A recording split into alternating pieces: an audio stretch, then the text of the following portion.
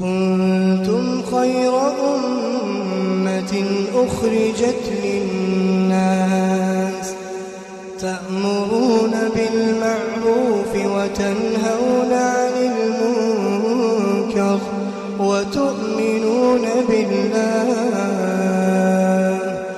மக்களுடைய பயனுக்காக தோற்றுவிக்கப்பெற்ற நீங்கள் மிகச்சிறந்த கூட்டத்தினராவீர்கள். நீங்கள் நன்மையை ஏவுகின்றீர்கள், தீமையிலிருந்து தடுக்கின்றீர்கள், மேலும் அல்லாஹ்விடம் நம்பிக்கை கொள்கின்றீர்கள்.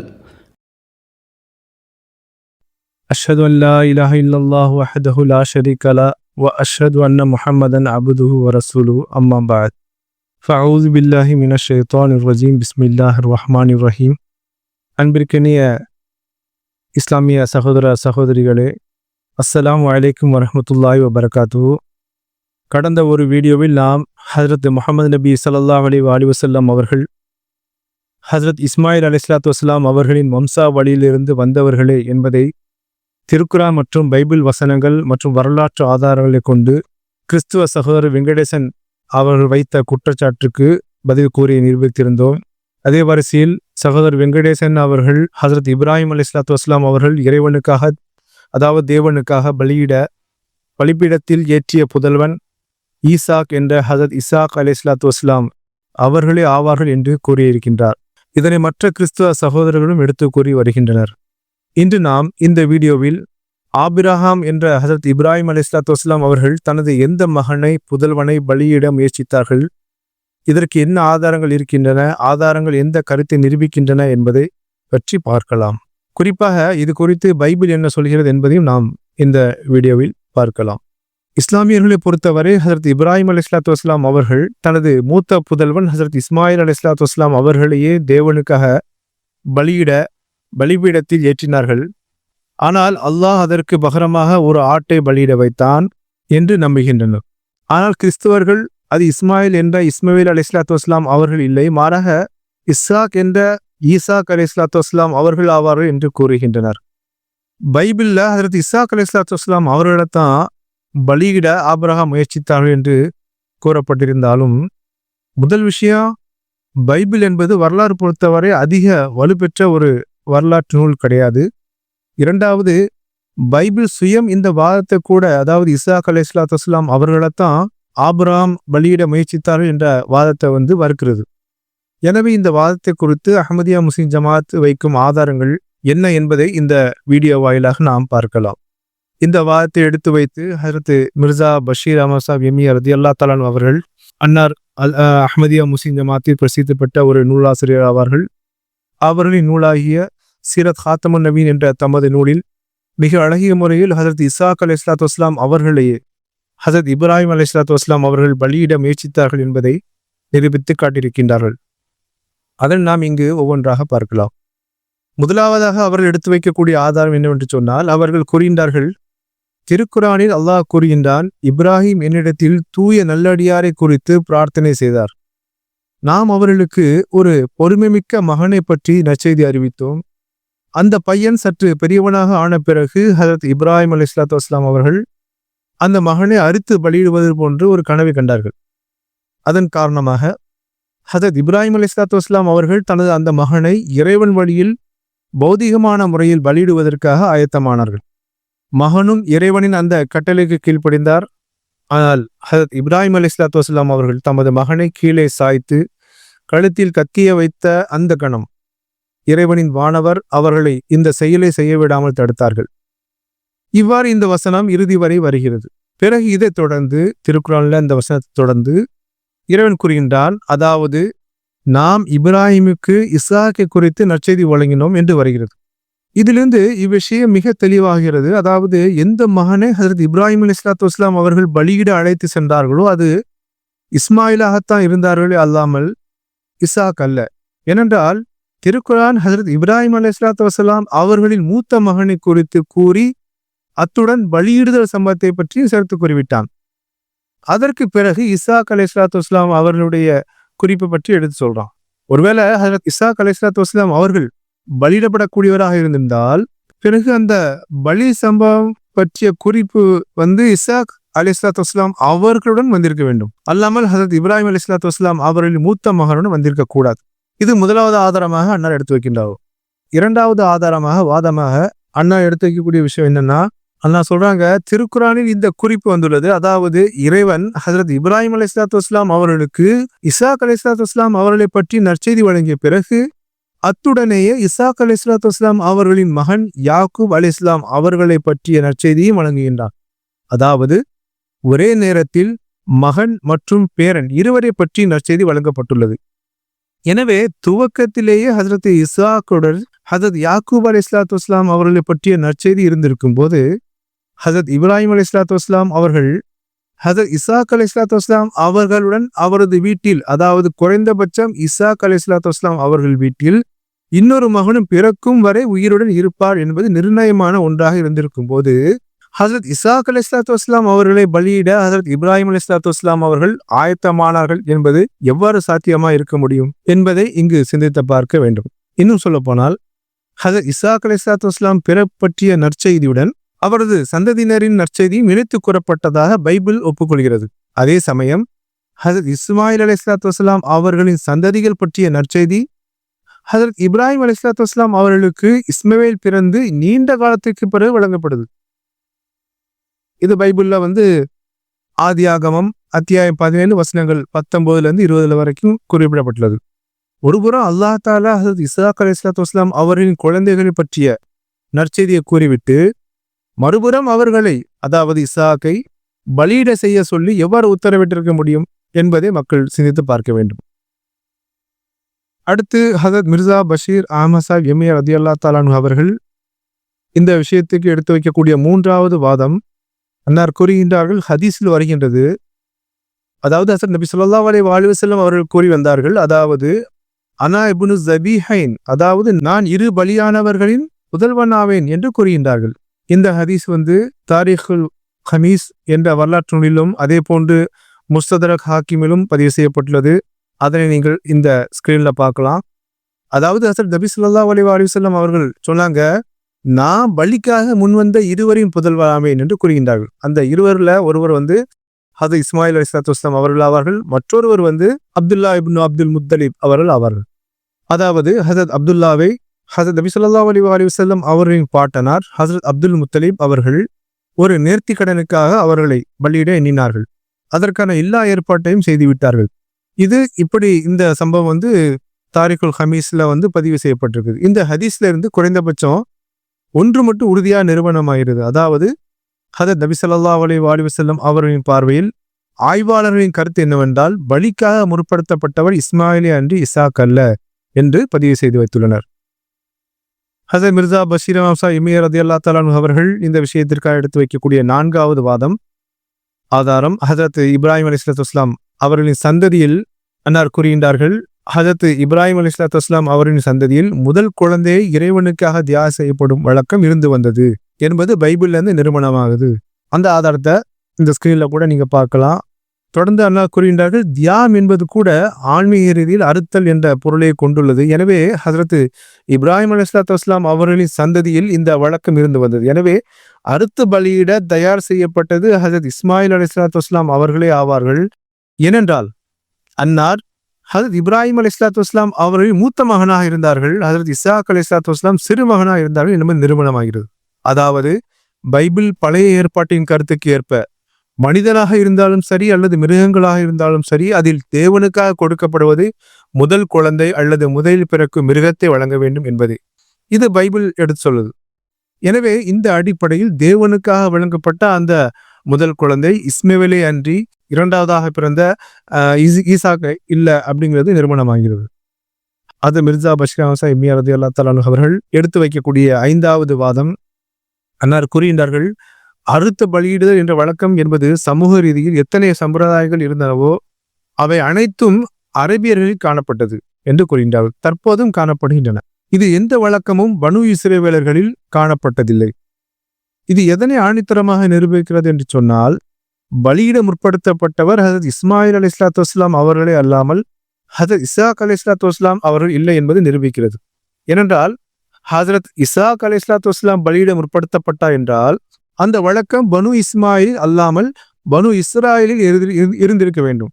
ஆனால் விஷயம் முற்றிலும் இதற்கு மாறுபட்டதாக இருக்கிறது. உதாரணத்திற்கு பைபிளிலிருந்து தெரிய வருவது என்னவென்றால், இறைவனுக்காக எந்த மக்களை பலியிடுவதற்கு பொருளாக கருத்தப்படும் தியாகம் என்பதை செய்கின்றனரோ அவர்களின் தலைமுடியை மலிக்காமல் இருந்தனர் என்று வருகிறது. தொடர்ந்து ஹசரத் மிர்சா பஷீர் அஹமத் எம்ஏ ரலியல்லாஹு தஆலா அவர்கள் கூறினார்கள், ஆனால் இவ்வாறு இருந்து கூட பைபிள் இசாக் என்ற ஈசாக்கு தான் பலியிட முற்படுத்தப்பட்டார்கள் என்று வாதம் செய்கிறது.